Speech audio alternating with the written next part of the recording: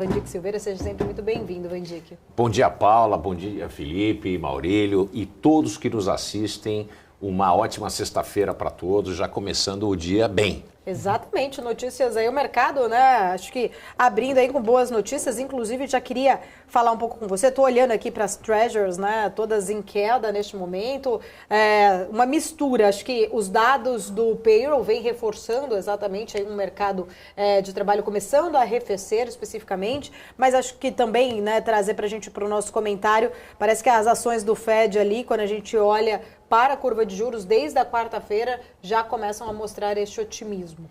Sem dúvida. E o que acontece é que tanto a Treasury Bill de 10 anos como a de 30 anos, elas respondem por razões diferentes à sinalização e à política monetária. Treasury Bill de 10 anos normalmente tem a ver com expectativa de taxa de juro, aumento ou queda. Como a gente teve uma queda pronunciada desde quarta-feira, nós temos uma expectativa do mercado que o processo de arroxo monetário acabou. Então, essa é a tradução do que o Jerome Powell falou no comunicado à imprensa e ao mercado e o entendimento dos agentes de mercado.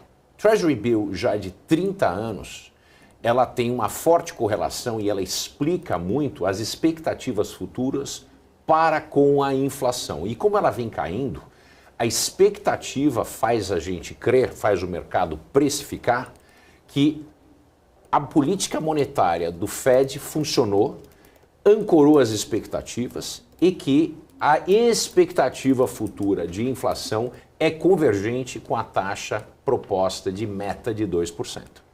Então, a gente vê esse tipo de função de reação do mercado através de uma série de números. E os números que saíram hoje de payroll, por exemplo, a geração de novos empregos em 150 mil postos de trabalho, com a comparação do mês passado de cerca de 300 mil postos de trabalho, quando a expectativa era acima dos 170. Quer dizer, a gente não gosta de desemprego, não é isso que a economia propõe. No entanto, como existe um aquecimento e talvez um superaquecimento da economia americana, quando você tem um menor número de geração de novos empregos, isso é convergente com a expectativa de redução da inflação, o processo de desinflação. Né? Ninguém aqui está promovendo o desemprego, mas quando nós precisamos arrefecer a economia, diminuir o número de novos empregos gerados é positivo.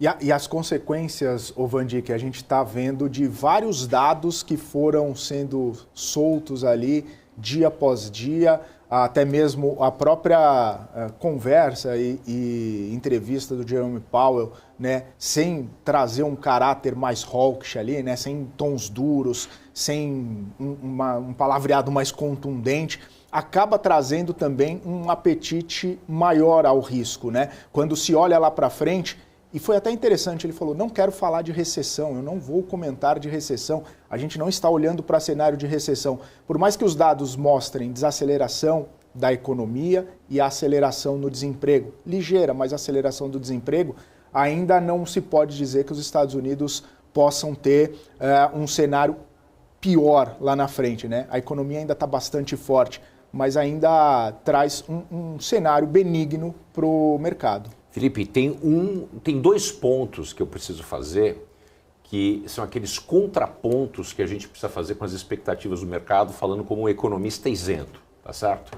Primeiro é que os salários, né, eles continuam positivos e sofreram um acréscimo de 0,4%.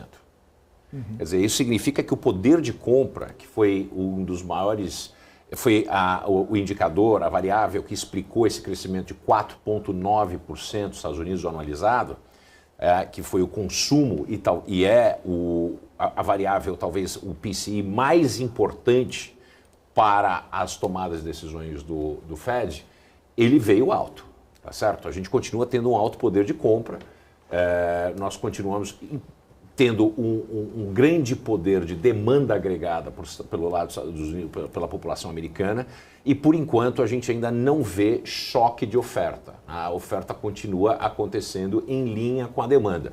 Não quer dizer que vai continuar muito em função de queda de demanda por produtos, principalmente produtos de alto valor agregado, que a China caiu precipiciamente. Então, isso ajuda a economia americana a continuar tendo um equilíbrio entre oferta e demanda. Mas, com os salários crescendo, a gente tem que ter de olho lá. E tem segundo ponto, que é a trifeta. Essa trifeta, ela tem que ser observada, que tem a ver com a apreciação do dólar, que está em um dos níveis mais altos históricos, junto com maiores taxas de juros spot e condições financeiras futuras, taxas de juros de 10 e 30 anos, em níveis muito altos históricos. Essa trifeta é muito complicada.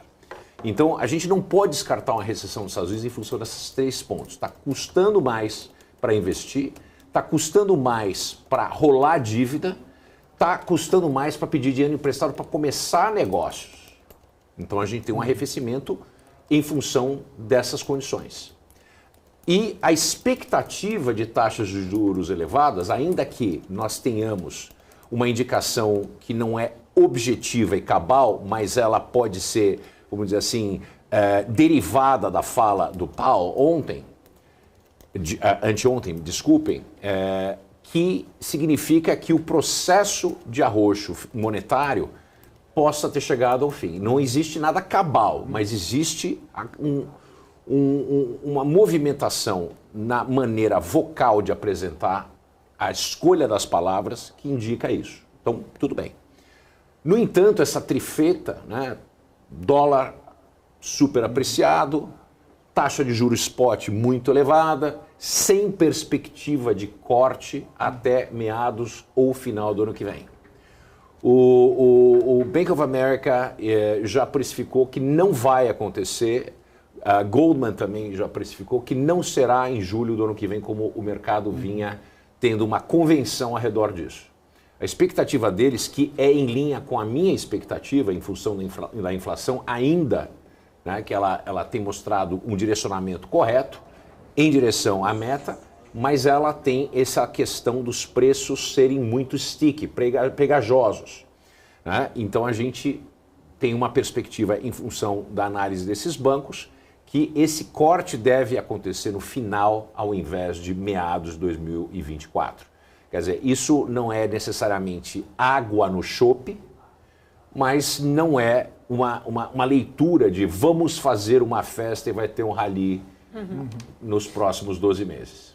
Pandic, puxando esse gancho, né, indo ali, como você traz uma projeção, pelo menos 2024 todo, com juros ainda elevados nos Estados Unidos, eu quero tentar linkar aqui com esse cenário externo, ainda atrativo para os investidores estrangeiros manterem seus investimentos lá fora. Os mercados emergentes eles devem sofrer ainda, então, no ano de 2024, ainda essa falta de atratividade.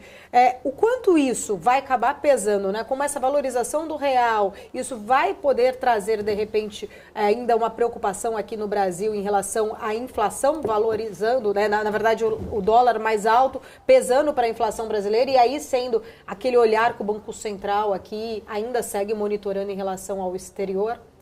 Paula, a grande beleza da economia é que a gente adora fazer uma análise do ceteris paribus, né?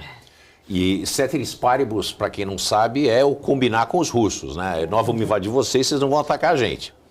Então, o ceteris paribus nisso, nessa situação atual, é que se nós não tivermos um problema mais sério fiscal, que necessariamente aumenta o custo da dívida, e se esses atores globais não acharem isso muito arriscado e falar, olha, vamos para os Estados Unidos, que lá é certo, vai pagar 5,5, 5,5 por um bom tempo, vamos fazer isso, ainda tem a chance de apreciação maior do real, do dólar, então eu ganho na moeda e ganho no juro.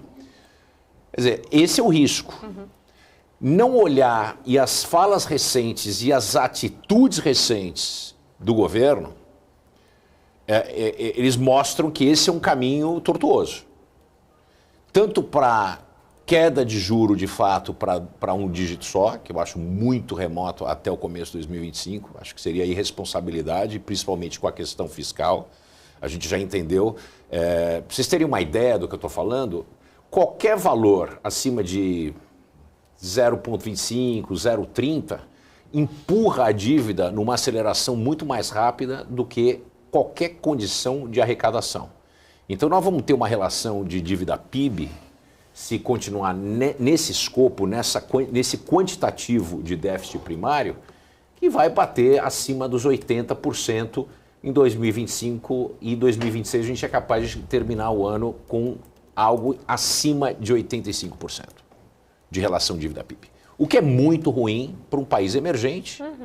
Agora, o Brasil tem uma vantagem comparada com vários outros emergentes. A dívida é quase na totalidade doméstica, é denominada em real.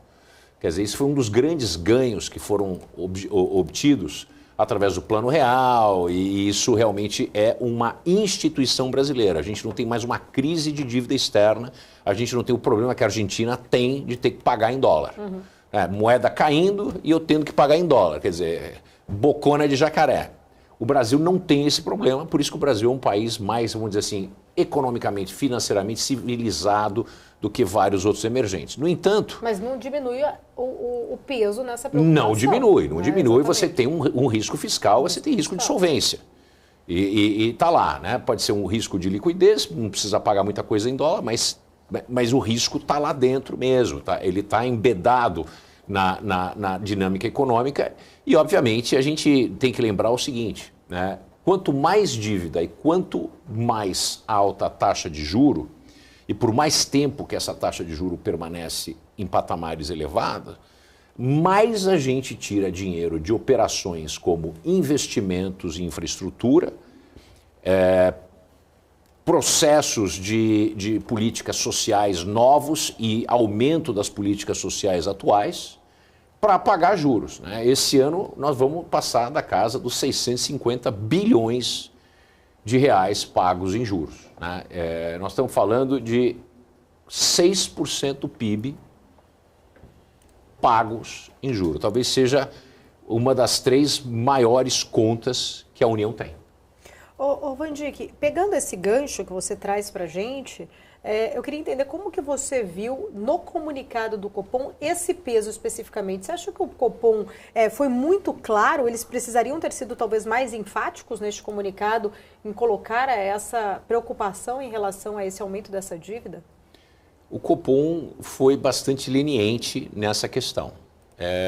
A questão fiscal não foi flegada como um grande componente da análise futura do que vai acontecer com taxa de juros. E com inflação e a disponibilidade de crédito privado para a população, né? A relação de endividamento público significa mais dívida pública, menos dinheiro, menos crédito para entidades privadas e para pessoas físicas. E, portanto, o crédito permanece nas alturas para esse tipo de operação. Quer dizer, o Banco Central não mencionou muito, não mencionou isso, não apontou que existe uma continuação de um esgarçamento fiscal no Brasil. E as falas da semana passada, e segunda-feira, a coletiva de imprensa com o ministro Haddad, mostraram um grande desentendimento entre o governo. Hoje teve uma entrevista do Wellington Dias no jornal Valor Econômico, que ao ler a entrevista eu fiquei estarrecido. Estou lendo ela agora. Não, estarrecido com os argumentos. Né? O argumento é de que se crescer, a dívida não é um problema. Esse é o argumento da MMT, da Modern Monetary Theory, que é uma falácia em si mesma, que nunca foi tentado em nenhum país. Quem tentou fazer algo parecido foi o Reino Unido no governo passado, e o governo caiu em função desse processo de endividamento sem uma contrapartida de receitas. É muito perigoso trilhar isso, porque a dívida ela é sempre certa, só que nós não sabemos qual vai ser o desfecho, por exemplo, de uma guerra no Oriente Médio com um possível fechamento do Estreito de Hormuz. Entrada do Irã, petróleo vai lá para cima, e aí? Né? O que acontece? Inclusive, Fuga... Desculpa, pode falar, Claro. pode falar. Não, só concluindo, eu queria falar que, inclusive, ele afirma, né, que o presidente não abre mão da tese de que o crescimento ajuda a equilibrar a área fiscal. Como eu comecei a minha fala hoje, precisa combinar com o russo. Eu vou invadir vocês, vocês não vão me atacar de volta. O ceteris paribus. Se tudo der certo, né, num escopo totalmente teórico, aí tudo bem, o crescimento. Agora, o crescimento de quanto? O crescimento teria que ser acima da taxa da remuneração da dívida. É uma matemática muito simples. Se o crescimento não for acima da taxa da remuneração média da dívida, caríssimos, nós não resolvemos o problema. Esse é o problema com o MMT. É um construto puramente intelectual, é muito mais algo como uma ambição, um desejo, que você pode se endividar sem pagar a conta do cartão de crédito. Eu sei que os senhores e as senhoras que nos assistem amariam ter essa mesma condição. Só que, como nós sabemos, as taxas de juros, elas funcionam como o poder da gravidade e obrigam você a pisar no chão. Ô Vandic, a gente sabe desse cenário desafiador de combinar com os russos e tudo mais, mas alguns indicadores também têm mostrado que talvez haja mesmo um otimismo com o crescimento econômico do Brasil, né? O próprio Produto Interno Bruto, recentemente, nessa semana mesmo, se não me engano, ontem saiu o dado da balança comercial recorde. Esses indicadores, eles não sustentariam, de repente, esse viés mais otimista do governo? Eu gosto dessas perguntas, é muito legal. Sim e não, né? O economista bom sempre fala sim e não. Depende. Mas depende mesmo. Por quê? A balança comercial está subindo e a gente tem recorde. No entanto, o preço das commodities tem caído. Nós temos mais pela quantidade. É mais pela quantidade. E outra coisa, quando a gente decompõe o PIB, a gente vê o peso significante e significativo do agro, que a gente não pode esperar que o agro seja sempre o sustentáculo desse crescimento. Quanto mais a gente pode produzir, quanto mais a gente pode vender, para quem mais a gente vai vender? Como a gente vai fazer isso sem causar inflação doméstica? Vocês estão entendendo como é que é o negócio de combinar com o russo? Sim. Existe, obviamente, a possibilidade de maior produtividade do agro. E o Brasil tem mostrado isso. Mas nesse afã de ser o provedor, né, da comida do mundo, né, a gente pode criar um problema de pressionar preços internamente. A gente viu isso acontecer. Né? Isso não é uma tese, isso é uma realidade. Pelo outro lado, né, quando a gente vê que o agro é o motor, e junto com serviços, mas o serviço cresceu pouco. Aqui ele conta como 70% do PIB, então qualquer crescimento dos serviços empurra a economia para cima. Mas e se os Estados Unidos entram em recessão? E se nós temos uma guerra? É aquela questão de combinar com os russos. Nós precisamos de um planejamento onde a gente tem receitas que são recorrentes, que não são um one-off, que nós temos uma estrutura de governo que cabe no bolso e que a gente tenha espaço para empreendedores e empresários crescerem a uma taxa que seja sustentável de médio prazo para poder gerar emprego e não gerar inflação. Se a gente não conseguir fazer isso, e a gente não tem conseguido fazer isso consistentemente nos últimos 50 anos, nós temos os processos de boom e bust, que são os voos de galinha do Brasil. Tudo remete ao que nós esperamos do governo e do Estado. Se nós queremos ter um Estado do tamanho que nós temos, um Estado de bem-estar social, sem ter saído da barbárie, entrado no desenvolvimento e, enfim, chegar ao apogeu e começar a ter um declínio leve, como são as economias avançadas, nós temos o que acontece no Brasil. A gente sai da barbárie e já entra no apogeu. Aliás, sai da barbárie e já entra no declínio, né, sem passar pelo desenvolvimento. Essa é a grande pergunta que a gente tem. Pagando 650 bilhões de reais por ano, 6,5% do PIB, para pagar a taxa de juro, Onde estão as rodovias? Onde estão as hidrovias?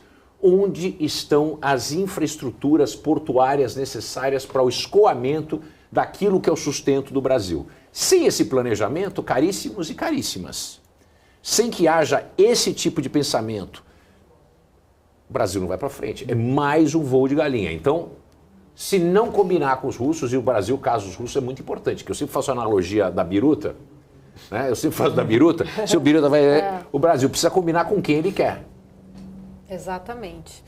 Ô, Vandique, eu vou para um rápido intervalo, depois do nosso comercial aqui a gente volta até inclusive falar mais sobre esses desafios, né, econômicos para o Brasil. Só uma informação, agora acabou de ter aqui a divulgação do PMI de serviços lá dos Estados Unidos, tá? Cai a 51,8, estava sendo esperado inclusive 53, então veio menor do que se esperava. A gente vai seguindo aqui na nossa programação, repercutindo, trazendo sempre as notícias, inclusive nesta sexta-feira aí com bastante otimismo, né? Diante destes dados, agora há pouco mais cedo, do payroll dos Estados Unidos, reforçando justamente a leitura de que o Federal Reserve não haverá ali, na verdade, necessidade de fazer mais aumento nas taxas de juros por lá. Isso tem trazido aí um movimento de bastante otimismo para os mercados. A gente vai seguir aqui, daqui a pouquinho voltamos trazendo mais giro também dos mercados, não só Brasil, internacional, trazendo também opiniões de grandes especialistas. Fica o convite para que você que está aqui acompanhando a nossa programação da BMC News conheça todo o nosso ecossistema. Voltamos dentro de instantes com muito mais. Continue com a gente. PNC News. Informação que gera valor. Olá, eu sou o Felipe.